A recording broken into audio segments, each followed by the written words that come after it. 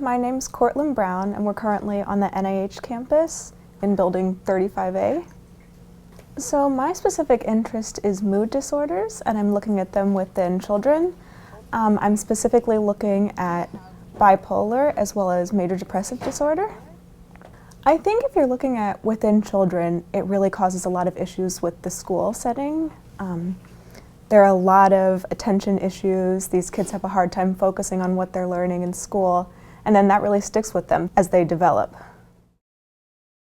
So nobody in my family is in medicine. My whole family is lawyers, and so they assumed that I'd become a lawyer whenever I grew up.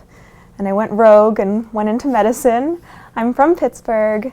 I did my undergrad in Chicago, and then I'm currently a medical school student in Connecticut. And I'm in a really great program where we do a year of research in between our third and fourth years of med school. So being a selected scholar is probably one of the best experiences I've had, definitely within my medical school years. We have such support from the faculty here, as well as our PIs. There's also a great opportunity to be mentored.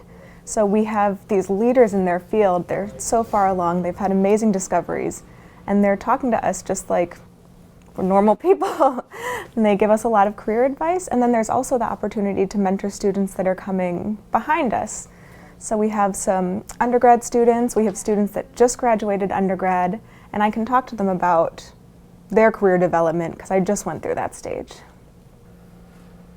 So my research is clinical, which means that we have a large population of patients that we have. So we already have a database with all of the information from these patients.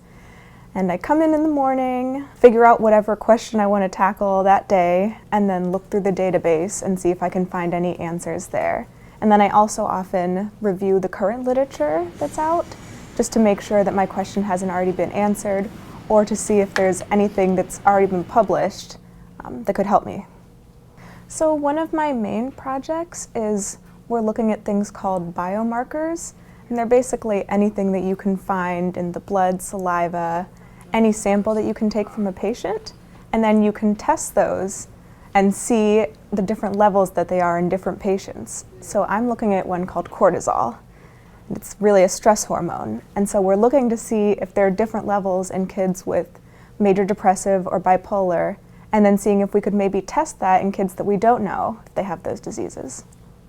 So my project is very collaborative. We have a great group here in my lab. We work with statisticians. I also regularly meet with my PI. I get advice as well as techniques on how to do things from other postdoctorate students. And then sometimes I get help from the students that just graduated undergrad. So we really work together, which is great. I think just because hopefully I'll be able to help my future patients and really understand what they're going through from a research aspect. So I think it'll help me as a doctor understand the patients a little bit better and know where they're coming from and how to treat them.